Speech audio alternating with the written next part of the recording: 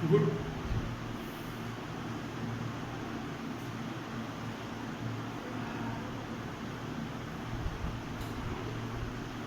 Hello students, hello friends. जैसा कि आप लोग हमारी सीरीज को देख रहे हैं, यूपी टारगेट यूपीटीजीटी 2020 2021 2020 2021, इस सीरीज की आज ये 6वीं क्लास है, जिसमें हम लोग विमीय विश्लेषण या डायमेंशनल एनालिसिस के बारे में अध्ययन कर रहे थे। कल हमने आपको डायमेंशंस के बारे में बताया है। उम्मीद करते हैं कि कल की क्लास आपको समझ में आई होगी, और अगर आप उस क्लास को 1 से 2 बार देखेंगे तो विमा से संबंधित कोई भी समस्या आपके पास नहीं रहेगी। अब जैसा कि आपके सिलेबस में बताया गया था कि विमीय विधि से, विमा के माध्यम से जो हमारी मात्रक की पद्धति है, एक पद्धति से दूसरी पद्धति में रूपांतरण करना। तो चूंकि हम लोग पद्धतियों के बारे में पढ़ चुके हैं कि मात्रक मापन की पद्धतियां कौन कौन सी होती हैं। मात्रक मापन की आपने पहली पढ़ी थी MKS पद्धति, मीटर किलोग्राम सेकंड पद्धति। दूसरी पद्धति पढ़ी थी आपने CGS पद्धति, सेंटीमीटर ग्राम सेकंड पद्धति। तीसरी आपने पढ़ी थी FPS पद्धति, फुट पाउंड सेकंड पद्धति। और जो चौथी पढ़ी थी SI सिस्टम इंटरनेशनल यूनिट्स। तो इन चीज़ों के बारे में हम लोग अध्ययन कर चुके हैं। तो अब यहाँ क्या करना है, ये जो MKS है, CGS है, या मीटर है, किलोमीटर है, यूनिट्स के बारे में हमने मात्रकों के बारे में भी चर्चा की थी। छोटे मात्रक, बड़े मात्रक, decametre, hectometre, kilometre, metre, centimetre, decimetre, millimetre, ये सब क्या होते हैं, इन सब की चर्चा हम लोग ऑलरेडी कर चुके हैं। तो अब उन्हीं मात्रकों को, एक मात्रक को दूसरे मात्रक में बदलना है। जैसे छोटी क्लास में हम अक्सर पढ़ते रहते हैं कि एक ट्रेन 60 किलोमीटर प्रति घंटा से जा रही है, तो उसकी मीटर प्रति सेकंड में चाल क्या होगी। तो वो जो किलोमीटर प्रति घंटा है उसको मीटर प्रति सेकंड में कैसे चेंज करते हैं, उन्हीं चीज़ों को यहाँ विमीय विधि से पढ़ना है। वैसे ऑप्शनल पेपर में, ऑब्जेक्टिव पेपर में मेथड उतना इन्वॉल्व नहीं करता है जितना आपका नॉलेज इन्वॉल्व करता है कि आप किस तरह से उसको कन्वर्ट करते हैं। इसका कोई सेंस नहीं है, केवल आपको ये पता होना चाहिए कि आपका सही आंसर क्या है। तो हम एक तो मेथड देखेंगे कि कैसे कैलकुलेट करते हैं, और दूसरा उसके बाद हम ये देखेंगे कि हम कम समय में, अपने समय को लेस टाइम में कैसे अपने क्वेश्चंस को सॉल्व कर सकते हैं। तो आज की क्लास को हम लोग स्टार्ट करते हैं। आज हम क्या पढ़ेंगे, मात्रकों का एक पद्धति से दूसरी पद्धति में रूपांतरण। आज हम पढ़ेंगे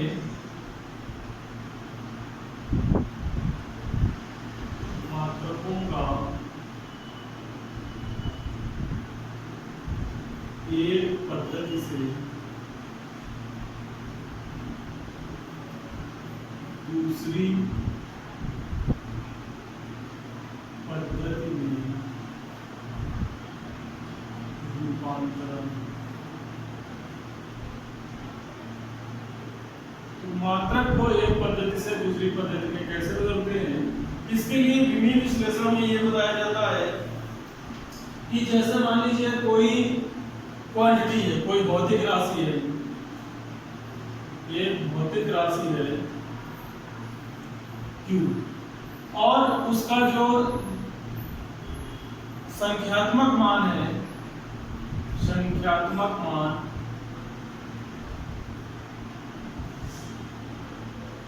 पहली पद्धति में N1 और मात्रक है U1, यूनिट है U1 और मात्रक है, सॉरी, संख्यात्मक मान है N1। ये है पहली पद्धति में।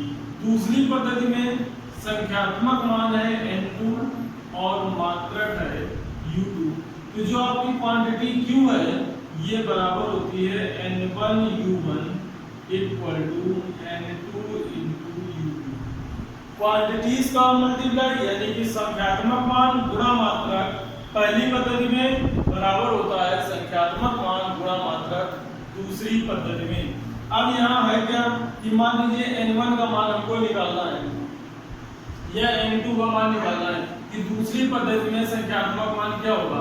पहली पद्धति का संख्यात्मक मान दिया गया है, पहली पद्धति का मात्रक पता है, दूसरी पद्धति में ये बता दिया गया है कि को किस मात्रक में बदलना है और संख्यात्मक मान हमको ज्ञात करना है। तो अगर हमें N2 का मान निकालना होगा तो N2 बराबर फार्मूला क्या बनेगा, N1 into U1 upon U2।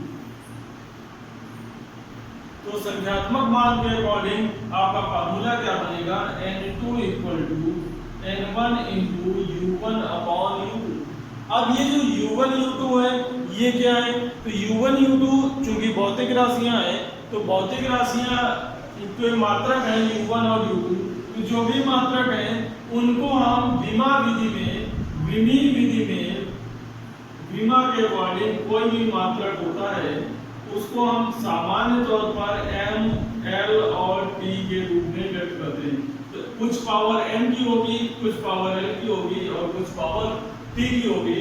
तो हम ये मान लें कि जो U1 है उसकी विमाएं m1, l1 और t1 है और जो U2 है उसकी विमाएं m2, m2, l2 और u2 है। तो ये बात आपको इतनी समझ में आ गई होगी कि अगर कोई भौतिक राशि है तो उस भौतिक राशि का मान जो होता है वो मात्रक बदलने से संख्यात्मक मान में बदलता है, तो साथ में मात्रक भी बदलता है। पहली पद्धति का संख्यात्मक मान गुणा दूसरी पद्धति का संख्यात्मक मान, ये आपस में क्या होते हैं, बराबर होते हैं। अब हम ये मान लें कि पहली पद्धति में की जो विमा है, जो हमारी भौतिक राशि है उसकी विमा क्या है, m की पावर a, l की पावर b और t की पावर c है।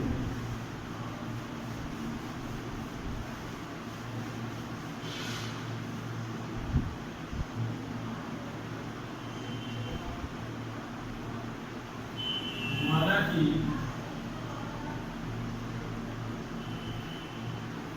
भौतिक राशि की विमा क्या है, m की पावर a, l की पावर b, t की पावर c। तो पहली पद्धति में क्या हो जाएगी,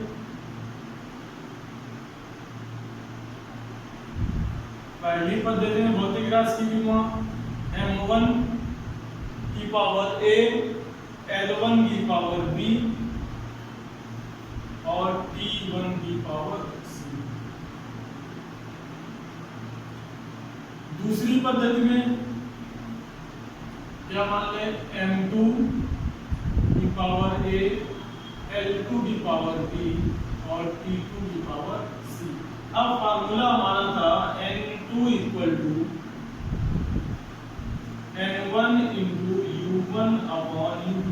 तो जो u1 u2 है इसकी विमाएं लिख दें, तो u1 और u2 की जब विमा लिखेंगे तो u1 की आएगी m1 अपॉन u2 की m2 और इसकी पावर क्या जाएगी a इंटू दूसरी लंबाई की विमा l1 अपॉन l2 की पावर b और तीसरी विमा t1 अपॉन t2 की पावर c। तो n2 का मेन जो फार्मूला है वो इस फॉर्म का है कि n2 इक्वल टू होता है m1 अपॉन m2 की power a, l1 upon l2 की power b, t1 upon t2 की पावर c। इतनी बात आपको समझ में आ गई होगी।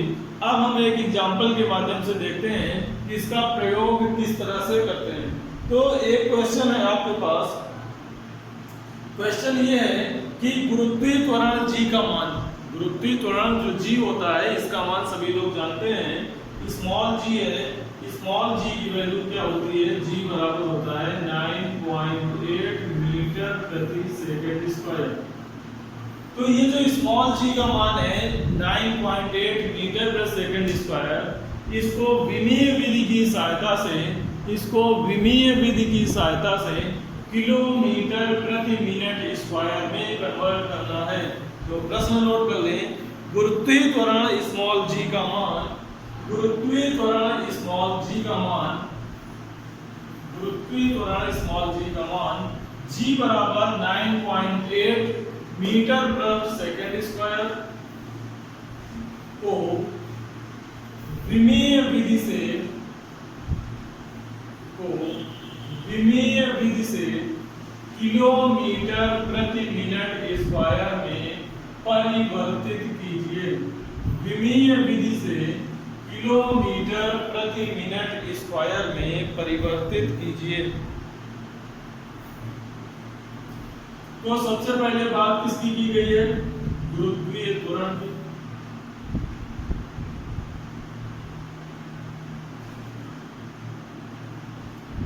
गुरुत्वीय त्वरण की विमा क्या होती है? गुरुत्वीय त्वरण स्मॉल जी होता है। गुरुत्वीय त्वरण की विमा,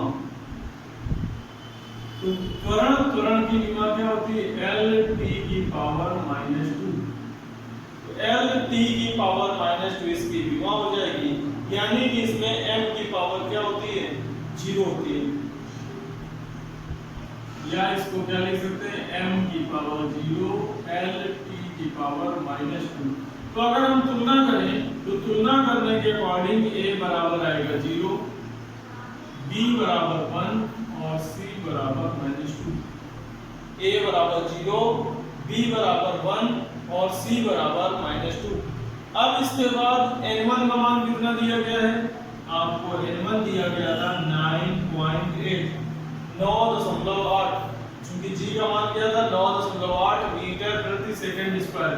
क्योंकि द्रव्यमान इसमें है नहीं, विमा में L1 है, L1 किसमें दिया गया है? मीटर में दिया गया है।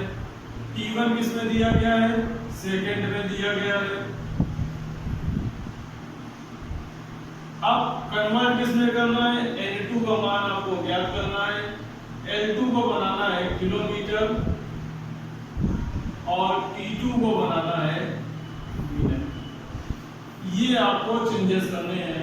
आपका फार्मूला क्या होता है? N2 = N1 into M1 upon M2 की पावर A,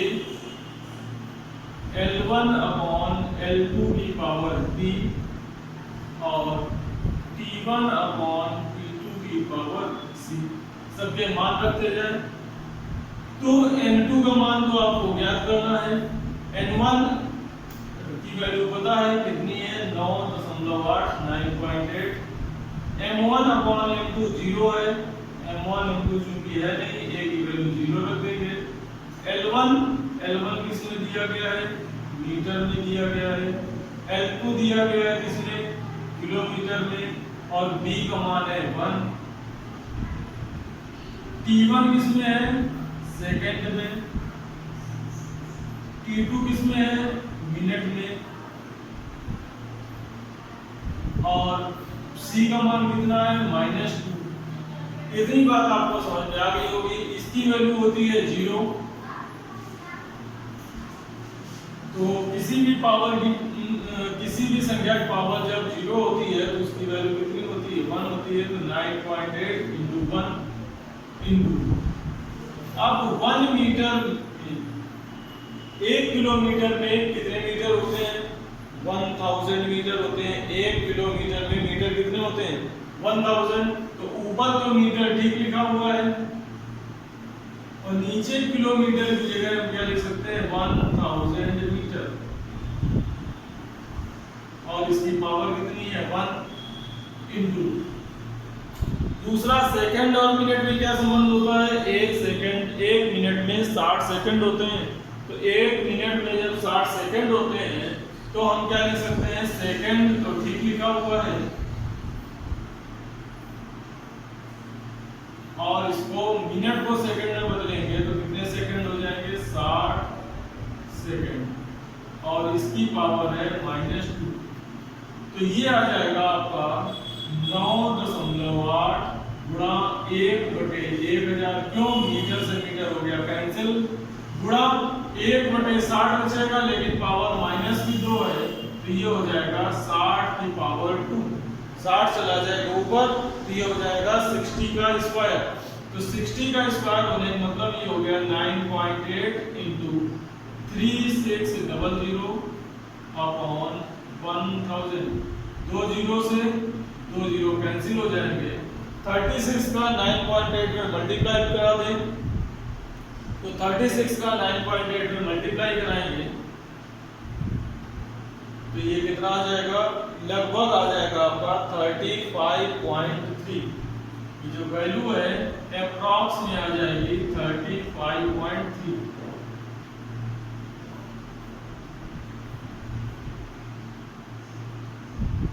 बाकी एग्जैक्ट वैल्यू आप कैलकुलेट करके निकाल सकते हैं। ये हो जाएगी किलोमीटर प्रति मिनट स्क्वायर। किलोमीटर प्रति मिनट स्क्वायर। इस तरह से इसको कैलकुलेट कर सकते हैं।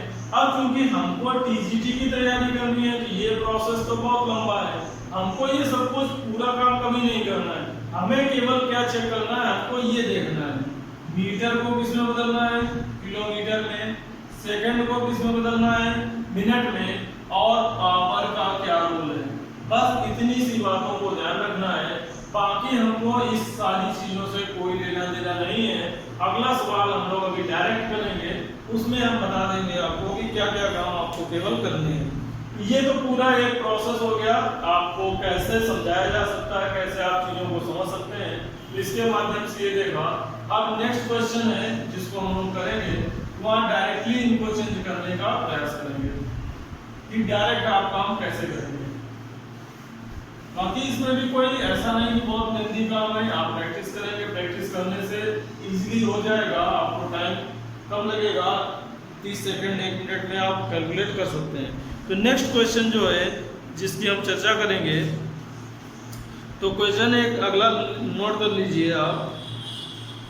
क्वेश्चन कह रहा है पारे का घनत्व 13.6 ग्राम प्रति सेंटीमीटर क्यूब है। जो पारा होता है, मरकरी, पारा का घनत्व 13.6 ग्राम प्रति घन सेंटीमीटर है या प्रति सेंटीमीटर क्यूब है। यदि द्रव्यमान और लंबाई एमकेएस पद्धति में नापें तो इस पद्धति में पारे का घनत्व कितना होगा। तो एमकेएस पद्धति में कन्वर्ट करना है, इसमें कन्वर्ट करना है एमकेएस पद्धति। एमकेएस पद्धति अभी बताया था हमने वीडियो के स्टार्टिंग में, मीटर किलोग्राम सेकंड पद्धति, यानी कि यहाँ पर हमें जो ग्राम है उसको किलोग्राम में बदलना है और जो सेंटीमीटर है उसको मीटर में चेंज करना है। तो सबसे पहले जो घनत्व है इसकी विमा क्या होगी, घनत्व की विमा। तो जो घनत्व की विमा होती है वो क्या होती है, ml की पावर -3। घनत्व की विमा होती है ml की पावर -3, या ये कह सकते हैं ml-3 t की पावर 0। अब हम डायरेक्टली इसको करते हैं, n2 की वैल्यू निकालनी है, n1 हमारा कितना है 13.6, n1 इसमें दिया गया है ग्राम में, चेंज किसको आप किस में आपको करना है, केजी में, m की पावर कितनी है 1, लंबाई किस में दी गई है सेंटीमीटर में, कन्वर्ट किस में करनी है मीटर में, और पावर कितनी है -3। टाइम का कोई रोल नहीं है, t1/t2 की पावर 0 ना लिखना चाहे तो आप ना लिखें। 13.6 इंटू ग्राम, तो 1 gram equal to 1 kg equal to क्या होता है 1000 ग्राम, ग्राम से ग्राम कैंसिल हो गए, 1/1000 आ जाएगा। सेंटीमीटर और मीटर में 1/100 का रिलेशन होता है और पावर में है -3, तो क्या आ जाएगा 13.6 इंटू, तो ये पलट जाएगा तो 100 इंटू 100 कितने टाइम्स आ जाएगा 3 टाइम्स, और अपॉन में 1000, 30 से 30 कट हो गए, 1000 का आप इसमें मल्टीप्लाई करा दें तो ये आ जाएगा 313600.0 केजी पर मीटर क्यूब। तो आपकी जो यूनिट है, जो पारे का घनत्व है, वो आ जाएगा 13600 किलोग्राम प्रति घन मीटर, या इसको क्या लिख सकते हैं 13.6 इंटू 10 की पावर 3।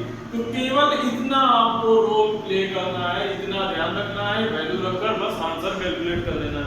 इससे आपका कोई भी सवाल इस तरह से इंटर कन्वर्जन का गलत नहीं होगा। तो आज हम लोगों ने जो चीजें सीखी, क्या सीखा, एक पद्धति से दूसरे पद्धति में कन्वर्जन, और इस तरह से आप इनको सॉल्व कर सकते हैं। आप कुछ क्वेश्चन और सॉल्व कर लीजिएगा।